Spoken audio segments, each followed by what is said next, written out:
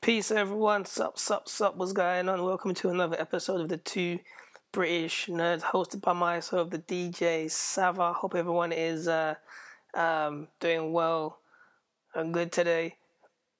So, with that being said, good morning, good afternoon, good evening, good night, in whatever time zone, in whatever time you're tuning and listening to this podcast right now. So, for me, it's around 3 p.m. in the afternoon. I'm chilling in the London, UK, looking outside the window, and it's just grey and very, very depressing, as the UK tends to be.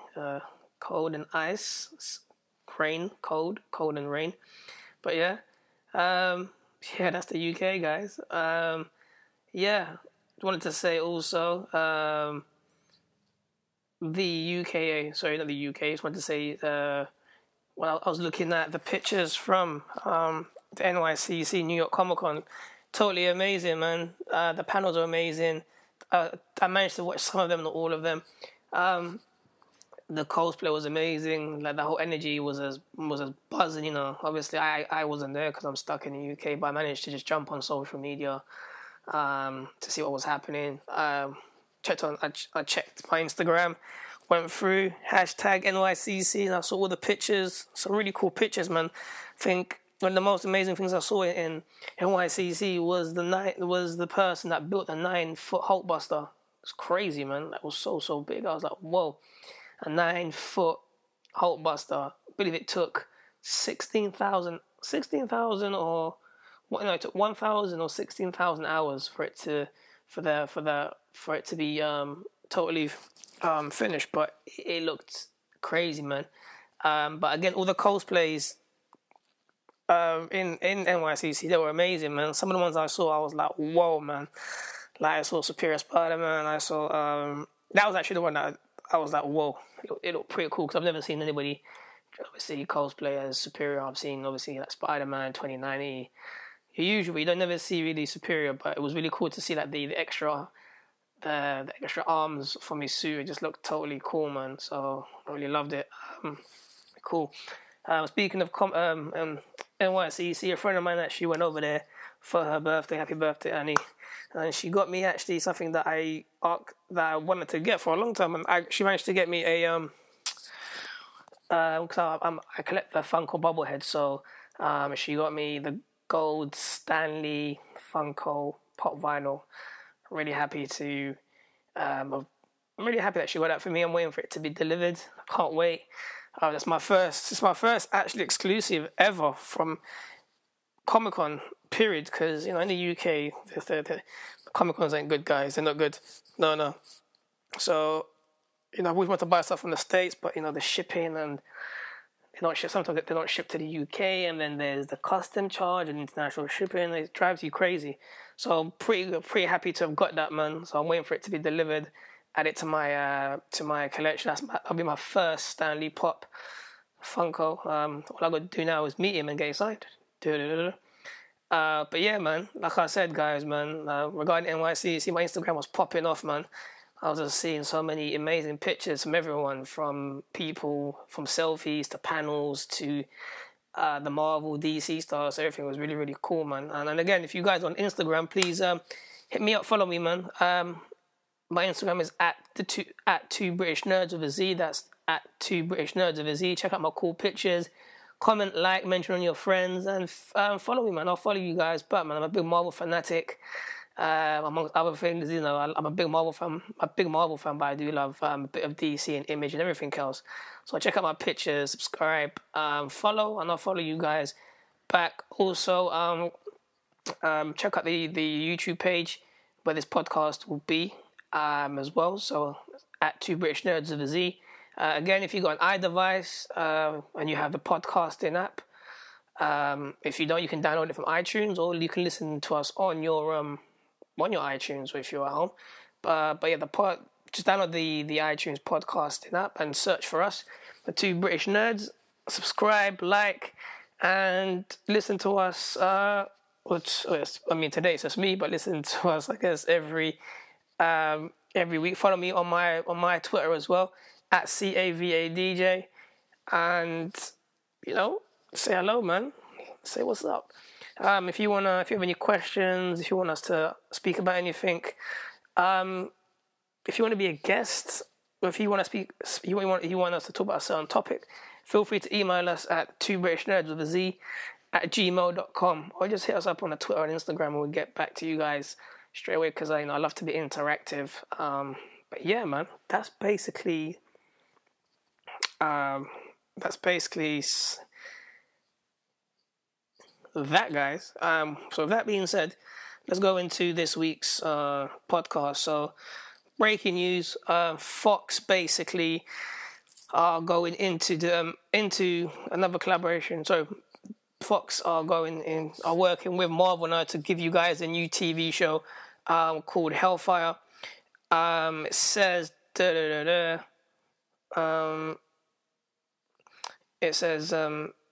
says set in the 1960s, the series, which will be produced by 20th Century Fox Television and Marvel Television, with 20th Century Fox handling the physical production, follows a young special agent who learns that a powerful, hungry woman with extraordinary abilities is working with a clandestine society of millionaires known as the Hellfire Club to take over the world.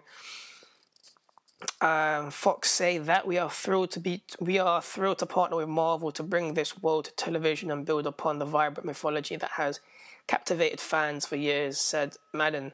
These powerful and dynamic characters are complicated and larger than life. The pace and visual imagination are cool, and the story takes place during one of the most explosive eras in recent history. We are so looking forward to working with this incredibly talented team. He says Hellfire is a unique opportunity to be able to go deeper with some of these extraordinary characters, but to also dramatize new characters and give TV viewers a chance to experience this expanded world in an explosive way that everyone will be talking about. The action at the center of Hellfire will be dynamic and will satisfy the rabid fans. But that said, newcomers will surely be addicted too. Well, to be honest, this for me looks it looks promising. It looks cool. Anything that Marvel is involved will surely be cool anyway. I guess we'll give it a go, guys. Hopefully it'll be like something that's really cool and dark and funny. So hopefully it'll be put on Netflix. The other breaking news was actually, they're working on another TV show as well. So here we go. So Fox Network orders pilot for Legion. So Fox Networks have ordered the pilot for Legion, the story of a troubled young man who may be more than human. It was announced today by Nick Grad and Eric Stringzar, presidents of original programming, Fox Networks and Productions. It's gonna be pretty cool because this is another TV show that that Fox are gonna be working with Marvel. So it's gonna be pretty cool. It says the pilot introduces the story of David Hellier. Since he was a teenager, David has struggled with mental illnesses, diagnosed as schizophrenic. David has been in and out of psychiatric hospitals for years. But after a strange encounter with a fellow patient, he's confronted with the possibility that the voices he hears and the visions he sees might be real. Says the pilot for Legion will be produced by Fox Productions and Marvel Television, with Fox Production handling the physical production. Says Legion is just as short of an ambiguous story that Noah excels at. Grad said his adaptation of Fargo for television was one of the most acclaimed television events in recent memory. It's also honored to partner with Marvel on Legion and to enlist such a accomplished team of executive producers to create this pilot. Let me see. So that's basically it for that, guys. So basically now Fox have actually teamed up with Marvel for 2 TV shows. This is pretty cool. I'm actually going to be looking forward to both of these because it's different. Again, hopefully it'll be like a really cool Daredevil type of tone, I guess. So hopefully it'll be put on Netflix. But anything that will have mutants and stuff would be pretty cool.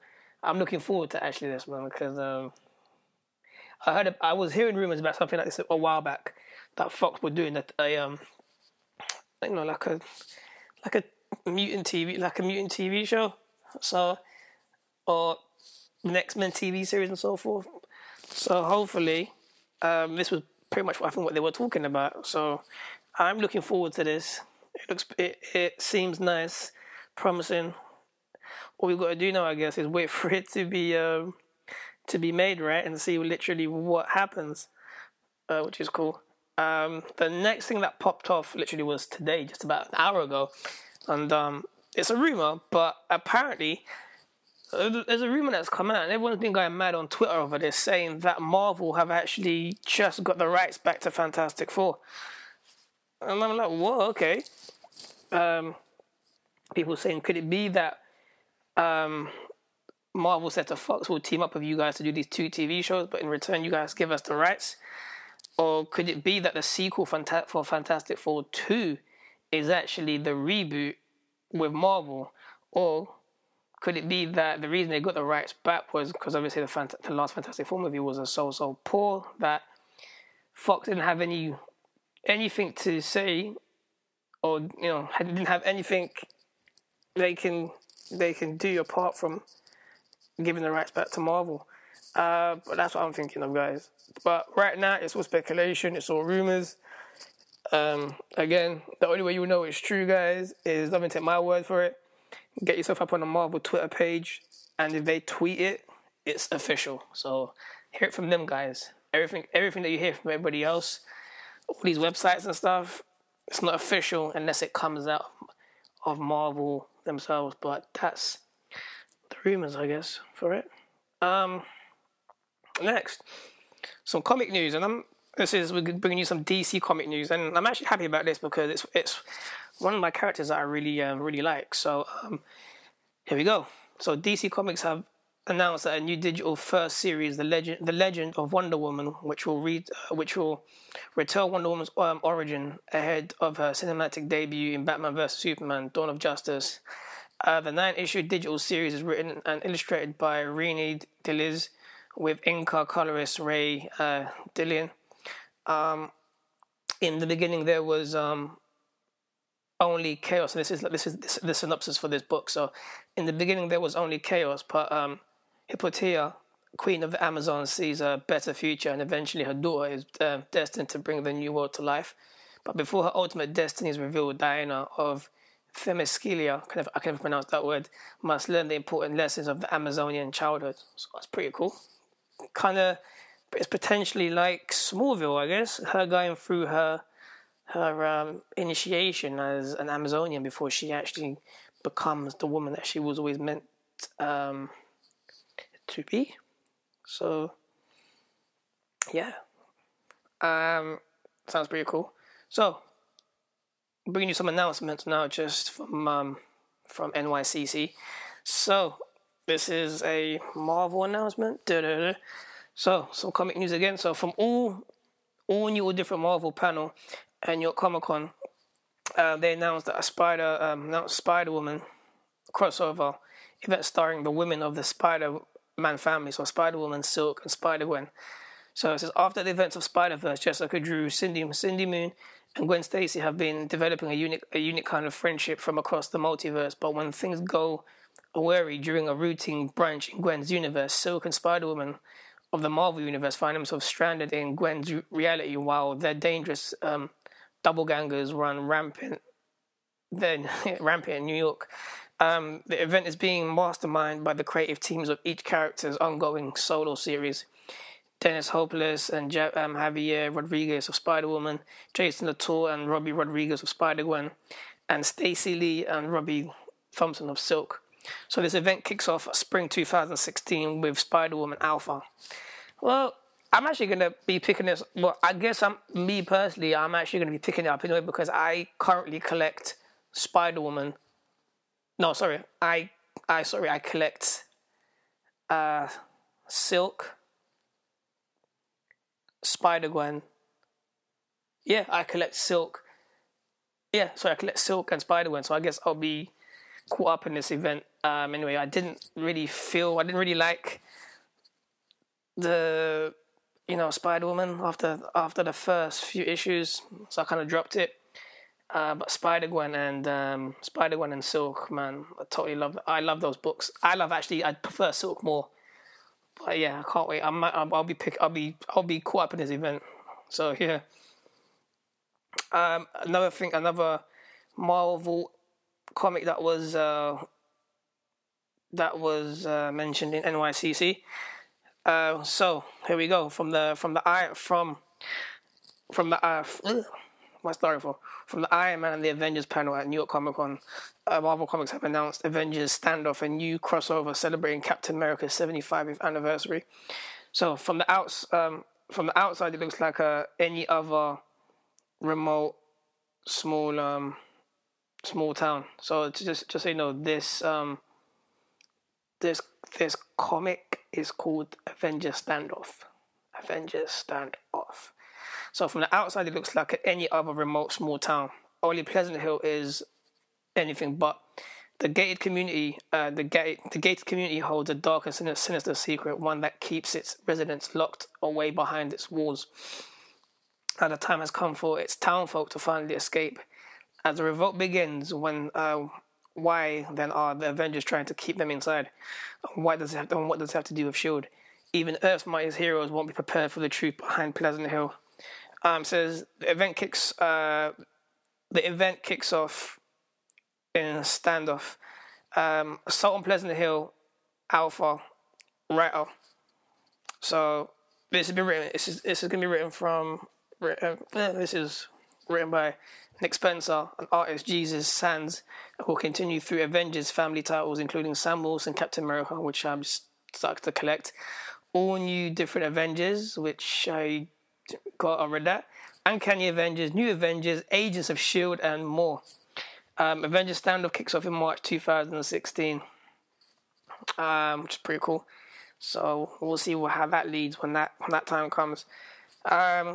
Then some more comic news, this time from Dark Horse Comics. For your Buffy fans, yes. At the Dark Horse classified panel for New York Comic Con, Dark Horse announced Buffy the Vampire, announced Buffy the High School Years, a Buffy the Vampire Slayer graphic novel from writer Faith Erin Hicks and artist Yashin Lee that will bring Buffy back to school. Buffy's creator Josh Whedon will work on the comic in an executive producer role, as he does on the ongoing Buffy the Vampire Slayer and Angel and Faith series. It says Hicks says the story will be set during Buffy's high years, and that fans should think of it as a lost episode from season 1 of the show. While she couldn't confirm an exact date, regarding the release date, Hicks said Buffy the High School Years should debut around summer 2016. So yeah, I like Buffy the Vampire Slayer. Pretty cool, pretty funny, humorous. The first season. So to see this graphic novel, her running around in her teenage years, killing vampires, having fun, dating and stuff, it's pretty cool. I guess it will sell. It will, because it's Buffy the Vampire Slayer. So, pretty cool. Also, NYCC announcement, Frank Miller announced that a new Sin City series will be coming up pretty soon. Looking forward to that, actually, because Sin City is cool. There was no dates and so forth announced, but he did announce that Sin City, the new series, will be put into action. Yo.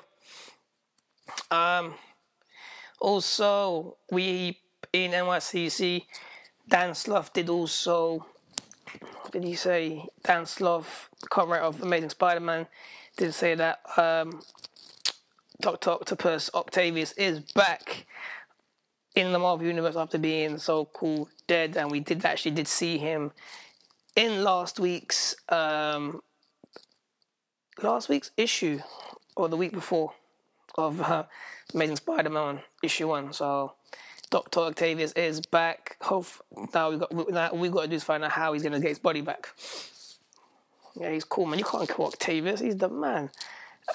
Also, from Image Comics, they announced they showed the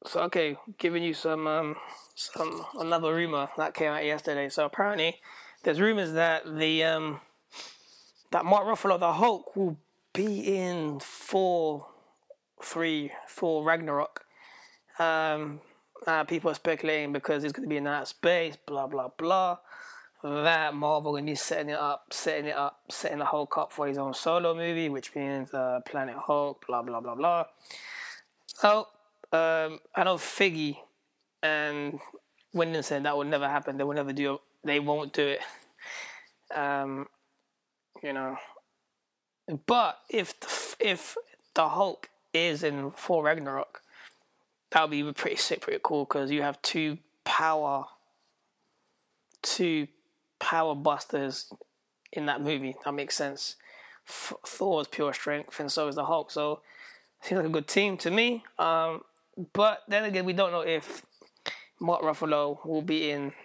Well, it's going to be in this movie, because there's been a lot of speculations with Mark Ruffalo. Like, as soon as Avengers was over, was he going to be in this movie? Is he going to feature in this movie? Because it's like the fans, and they're like, what are you guys going to do with the Hulk? He's gone. Where's he gone? What's happened to him? Where's he going to go? What's next for him? So I guess it's added a lot of hype to it, and I guess Marvel going to be playing that hype for a very long time, until they basically decide in what basically they're going to do with him. So yeah, easy. Next up, so Guardians of the Galaxy. So we have official confirmation from Zoe Saldana, who plays Miss Gamora, confirms that Benicio del Toro will return as the collector for Guardians of the Galaxy 2. I actually liked him, and he was very, very sinister, very cool, very smooth, and very just chilled out in Guardians of the Galaxy. So I'm pretty happy to see him come back for for Guardians of the Galaxy 2, Volume 2. Pretty looking forward to it. So, for me, why not, man? Bring him back. Bring him back, boys. Right, guys. So that's pretty much the weekly, NYCC and weekly news that I have for you guys. Next, now I'm going to review basically just the Marvel number ones that I picked up. So just we can go through it. So first up, I picked up Sam Wilson, Captain America issue 1, The Uncanny Avengers issue 1, The New Avengers issue 1, Guardians of the Galaxy issue 1, and Spider-Gwen issue 1, and from Image Comics, I Hate Fairyland from issue 1. It's a pretty hilarious comic. So the first book we'll be reviewing is Sam Wilson, Captain America issue 1, and I got myself the hip hop variant because I thought it was pretty cool, so I got it. So Sam Wilson, Captain America issue 1, written by Nick Spencer, artist Daniel Acuna. It says, after Steve Rogers was drained of the super soldier serum that kept him young and strong, he passed his shoulder to his longtime ally Sam Wilson, aka the Falcon. Now Sam Wilson fights the good fight as Sam Wilson, Captain America. Again, this is, I guess, if people just so before we get into this, right? The Secret Wars event is currently happening, right? So Secret Wars, the event is currently happening. It's on issue 6. The number ones that have come out have been pretty much 8 months into the future, right? So with that being said, guys, all the number ones I'm going to review do not tell you what has happened within the last 8 months that, after Secret Wars.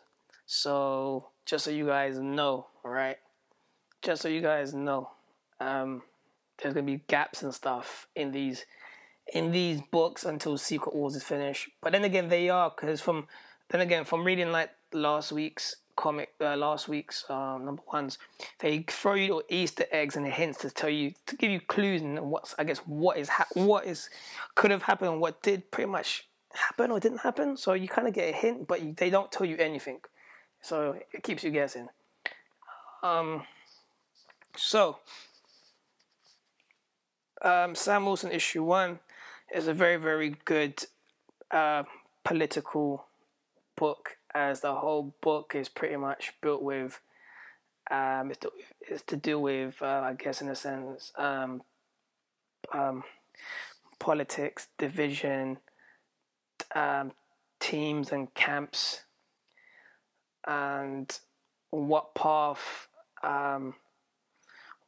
to follow. Basically, it's a very, very good book. It's very, very dark, and you'd expect that from Nick Spencer. You know, the way he's written Ant-Man, the way he written Morning Glories and Bedlam. I like the way you have in this. You have a very, very hard Sam Wilson that basically, the way he's been written and portrayed in this first book, he's more grown up. He's taking the lead in his life. He's making the decisions, even though they may not be the right ones, or he pretty much is unsure in how he's calling the shots or what he's doing. But it's a very, very grown up. He's become more mature, more grown up since the last time we actually saw this character. And he's not taking no orders, I guess, from anyone apart from himself in a way, which is pretty cool. There's a lot of twists and turns in this book, and there's a lot of shocks, a lot of surprises that you guys will find out when you read the book. I won't spoil it for you. But I guess this reading this first issue, it's kind of has that Civil War mode, where in a sense it's like, what side are you on, which is pretty cool. And you kind of get to see two Captain Americas in this, fighting for, I guess, two different things in a way, which is pretty cool. I know it's been done before in the comic books with Captain America, but it is pretty cool. I picked this up and I thought, I might not buy this again because I'm not really a Captain America fan. But from reading the storyline, I'm like, I want to see what happens next, because when you read it at the end of the book, you're like, oh, I need to find out what happens, because it makes you want more. So it's pretty cool. It's a pretty cool book. It's nice to see the characters in here. You get to see Misty Knight in this, which is pretty cool, and other characters. The artwork is amazing. It goes literally with the way Nick Spencer writes. Nice, cool, dark, intense. It's very nice. It's a very cool book. I like the way Sam Wilson pretty much writes and speaks to the other characters. You can tell he's more, because he's very, very mature, knows what he wants, and isn't afraid to go for it, even though he has the world against him. So in a sense, it's like in this book here, he's literally on his own, and no one knows why, because that's the thing. You kind of see what he's going through, right, in his book, and what's led up to it. Well, sorry, you see what he's going through, right? But you don't get told what has happened to him. So what has left him to be in this predicament? What did he do? What did he say? What didn't he do? What happened? But you from the next episode for the next issue, I guess things will be made more clear, or will they? You never know. But it's a pretty cool read, a pretty cool book. I love the artwork. The way it's written is pretty cool. You know, Nick Spencer knows when to put the right jabs, the right punchlines in. It is a very intense book. It's dark, as you would expect. As you would expect it to be. Like I said again, it's Nick Spencer, so he tends to be very darkish in the way he writes sometimes. But I do recommend this book to anybody out there.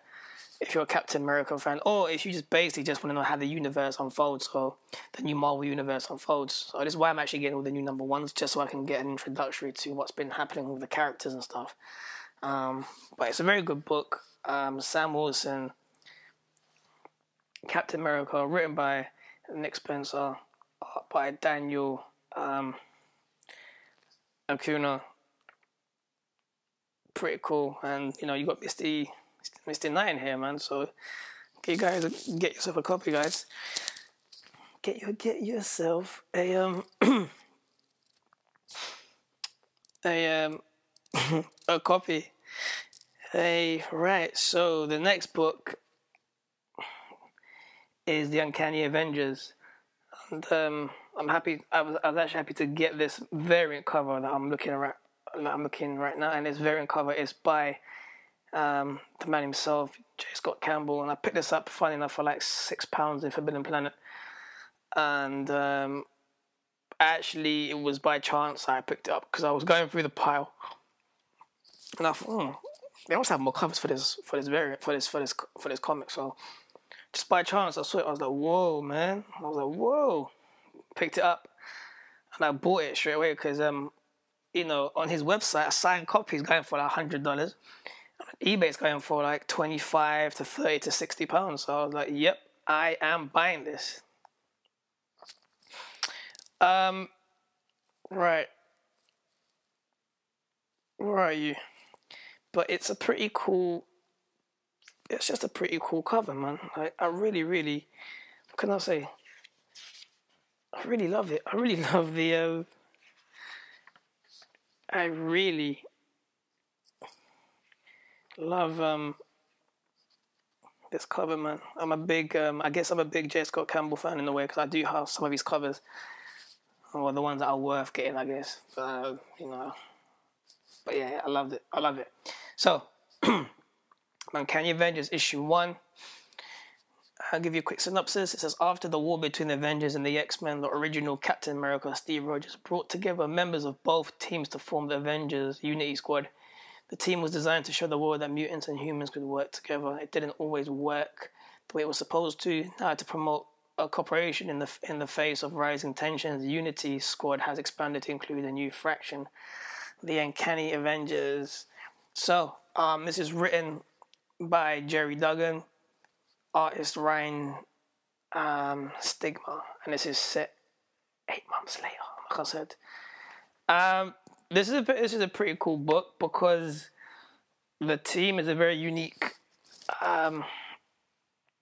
It's a very, very strange team. You got Deadpool, you got Spider-Man, you got Dr. Voodoo, you got the Human Torch, Quicksilver, Rogue, Captain, and Captain America, Steve Rogers. It's a pretty cool team, just because one, it's a team that you would never expect to be together. I mean, Deadpool's an Avenger. That's just crazy, right? It's funny, man. It's a team that's hilarious. What I like about this book is, apart from the artwork, well, the artwork is pretty cool because Ryan Stigma's art is cool. It's basically it's a very, very funny, humorous book in a way, because it's about this team basically trying to work together. And what's funny is, it's like they all have one thing in common, and they all can't stand Deadpool in this book, which is hilarious. So in a sense, the whole book is about them working together, trying to get along, I guess, with trying to get along with themselves and Deadpool, and trying to basically just work together as a team and keep everybody happy, even the so-called media. We have a lot of there's a lot of Easter eggs in this, which is pretty cool because you get to see a certain somebody suffering from a certain, I guess, a certain disease that might potentially kill this person, or maybe not. You also get to see, obviously, the usual humor with Deadpool. He's totally crazy and fun. It's nice to see this team actually trying to work together and be together and fight the so-called evil. But it doesn't seem to always work because they seem to be getting at each other's throats in a way because they're still trying to, I guess, work together. It was an okay-ish book. I mean, I only got it because I'm trying to just see how this new Marvel universe is kind of settling in. But I did actually enjoy reading this book because this is like the first time I've actually picked up a team book in a very, very long time. So I was happy to see the characters in here, like like characters like, for example, like Dr. Voodoo, who's a very, very cool, old school character. It's nice to see him being brought back. It's nice to see again people of color, like Dr. Voodoo, a black character being put into a team. So it's nice to see again with Marvel, they're having more diversity in their books now. Because if you read the last from the first drop of comics they released about a week ago, Iron Man, Doctor Strange, Contest of Champions, you see a lot of diversity, a lot of black characters, Asian, mixed, white characters all together. So it's nice to see that you actually have now again more diversity in the comic scene again. It's nice to see actually literally written. So it's nice to actually see it again in this book here. So overall, like the way this book is written, it's very humorous, it's very lightweight, it's very funny. I'd love to see what happens in issue 2 because there's a lot of surprises in this. There's actually one big surprise for a certain character in here. So there's a lot of surprises, a lot of twists that make you think, So issue 2, I guess, will go into more of that. Like I said, I don't want to spoil it for you guys because I want you guys to read the books and so forth. But it's a very humorous book. The dialogue is funny, it's humorous. It is a bit serious in a while. It does involve some politics as well with the media and stuff, and how this team is getting along, what they can offer, and are they working together and stuff. It's pretty nice. It's a pretty nice book. I will be getting issue 2. I don't know if I'm actually going to be I'll be collecting this book overall. But I will be definitely collecting, the all new different Avengers, because that's for me a team that's pretty cool. You've got Thor, The Vision, Miss Marvel, Sam Wilson, Captain America, Ultimate Spider-Man, Nova, and Iron Man. So, I'll be definitely getting that. And I guess that is, Marvel's main Avenger book. So, I'll be collecting that, and I can't wait for that to drop, and I believe that comes out in November. But overall, I mean, if you're a fan of the team, if you're a fan of Spider-Man, Voodoo, Dr. Voodoo, Deadpool, Rogue, Quicksilver, Spider-Man, Human Torch, it's a book for you. It's humorous, like I said, it's funny, it's light, has a bit of politics now and again, but it's for me, I liked it because I found it hilarious, especially with all the scenes with Deadpool, man. So it was pretty nice. Like I said, I do recommend it for reading because it's a very, very, it's a team that you'd never actually. It's a team, a team that would never be seen dead together. So Deadpool and Spider-Man in one team. Who'd think it's crazy, right? So yeah, that's Uncanny Avengers. Also, what I liked about this book is they also introduced the Inhumans as well, which is pretty cool. in this book as well. So you get to see the Inhumans and the so-called X-Men and the Marvel superheroes in this book. So it's nice to see how they've put everything together in this book. But yeah, guys, for me, I'd say get it, man. Read it. If you like it, collect it. Pretty cool book. And again, that's the Uncanny Avengers. True one. Next, the New Avengers, written by Al Ewing.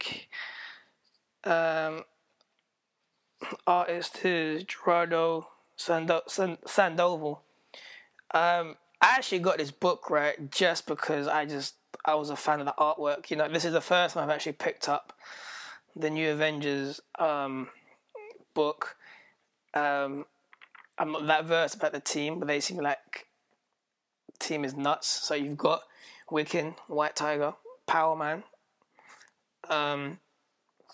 Songbird, Hulking, Squirrel Girl. You got Tippy Toe.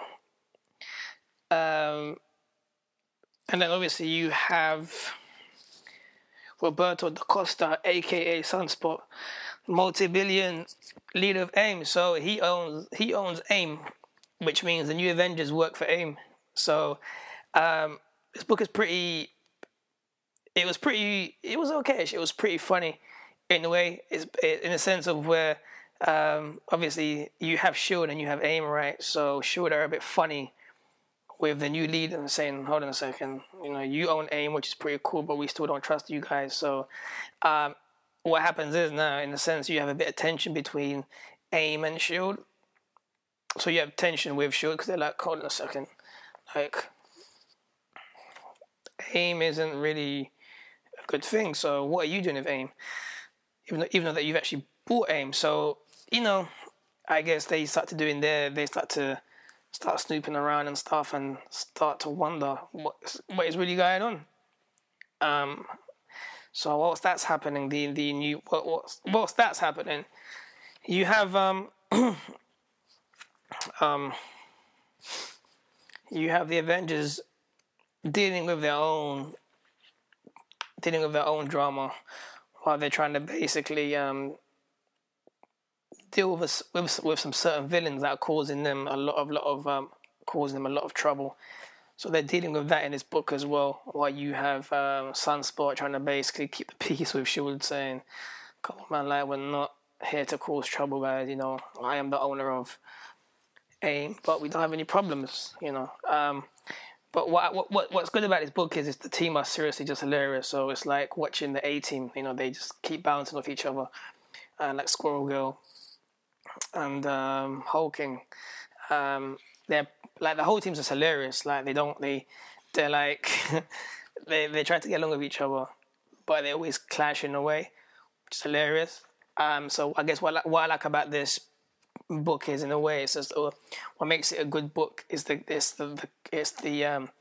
characters' personalities and how they actually work, how they actually communicate and clash with each other throughout the book, which is really, really hilarious and funny. You know, which I think makes the book, which is basically the characters. Sometimes it's not even the artwork and stuff. It's just the way the characters actually are written and how they evolve within the book and stuff. But Donny Sanchez does Gerardo Sandoval, the artist in this, does an amazing job with the artwork, because the artwork looks just so amazing, man. So cool. Has that manga type of feel. He knows when to put on those serious faces. The fight scenes look really cool. The facial expressions look amazing, man. So it's a very, very good book. Would I be getting issue 2? I don't know, maybe not, because I'm not really, like I said, I'm not a fan of the New Avengers, but the way it's written is cool. But I guess it's just not me. No, I guess it's not me. So I might be actually leaving that to one side. The next one we have is Spider-Gwen, written by Jason Latour. Artist again, Robbie Rodriguez. Again, this we have Spider-Gwen chasing basically a bunch of lizards in a way, which is funny. She's trying to find out what's happening with these lizards. Were they the cause for I guess Parker's? Were they the cause for basically any? Were they the cause for I guess Peter Parker's death in a way? Because she's still, in a sense, is still trying to find out what happened with Parker. She's still trying to get retribution and stuff. She still feels guilty regarding his death. She still blames herself. I guess she's trying to live up to it. She's trying to basically live up to it and put it to one side. But throughout this whole book, she's trying to chase these so-called lizards, and it's funny in the sense where it's just funny because there's a scene where she's trying to chase them. She's going to be late for her job. So it's just hilarious to basically see that aspect of her. Also you have her father trying to help her out and stuff as usual, but she's like, she's not listening to him and stuff. It's a very, very I will say this about the Spider-Gwen book. It's a very, very it's a very dark book in its way, because it's like even the previous issues to this issue, it's like she's still trying to deal with things. Things are still not going right for her, and she feels very, very isolated. She feels very, very, sometimes very sad, and just very demotivated. And she's trying to basically help the people be that hero that everybody loves. But then she keeps getting so much grief from people. She has the police trying to chase her down. She's been blamed for a murder that she obviously didn't commit. Her dad's trying to help her, I guess, but she doesn't really want any help. In the sense of where he's told her at a point where he wants her to quit, and she's like, "No, I can't quit. This is the person that I am." So that's the drift, I guess, with Spider-Gwen in general. With this issue, it's a very, very, it's the way it's continued. It's a very, very dark, it's a very dark toned first issue. She's very, very, just very tense, and she basically just wants to just lash out in a way, but she has to hold it down and keep calm, because then again, she doesn't want to go down that route. But I love the book. The way Jason Latour writes her is pretty amazing. I love the way he throws in sometimes those jokey punchlines, her comments. Her cockiness sometimes when she basically when she's fighting people, just reminds you of Spider-Man and how he beats up people and just laughs at them at the same time. It's pretty hilarious, man. The artwork is amazing. Same team, same artist, Robbie Rodriguez does an amazing job at this. As usual. The artwork is like, it's like cartoony slash manga style in a way, like an anime type of style, which is pretty cool. I do love this book. I do recommend Spider-Gwen to anybody. You don't have to be into the comics to be reading this book. You can just pick up issue 1 right now and get into it, and you'll start to see Gwen Stacy's journey into what her journey from now and how and what it's going to lead into within the next few issues. But it's a very good book, because for me this book just boils down to her dealing with things, like I said, always beating herself up, trying to be not being negative, but I was like thinking, oh man, what's going on? Why am I doing this? What's happening? This is not good. But I like it, because every time she's going through stuff like this, she's still keeping the good fight, and she's still helping people out. So the motto of her is that she never gives up, which is pretty cool. So yeah, and the end page, the last scene, the last panel, the last page from this book is amazing. I was like, what is this? This is crazy. So I'll be definitely getting issue 2 just to see what the hell just happened in issue. What is going on, and this will be made, I guess, available to me in issue 2. So that's Spider-Gwen, issue 1. Next up, we have Guardians of the Galaxy, written by Brian Michael Bendis, artist Valerio Sacheti.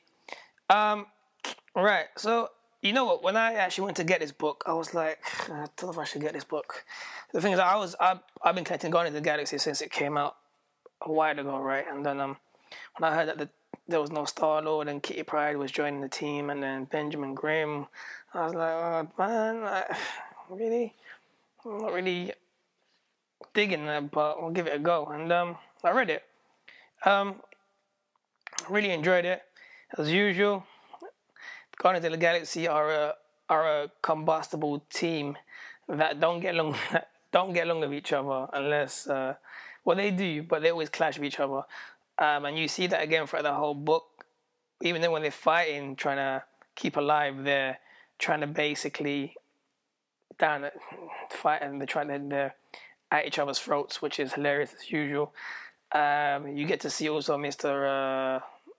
Star-Lord himself as the prince or the king of Spartax. He really is not having a good time because he just is bored, just standing there doing nothing. Again, this book is, as usual, if you've read Guardians of the Galaxy, if you've seen the movie, same thing. It's hilarious, it's funny, very humorous, it's very light, very light-hearted as you'd expect it to be. The way Brian Bendis writes it, again, very light-hearted, very cool. There is some very, very funny bits in this book that make you be like, whoa, what's going on?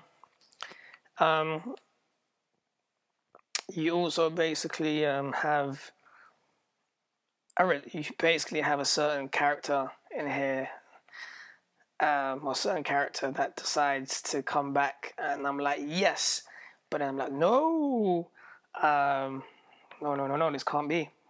It's a very, very good book. It's a very, very, very cool first issue that starts off very, very, very humorous, very friendly, very cool, and then all of a sudden it just switches gear to something completely different and becomes very, very more intense and very, very more serious as you start reading the book even more.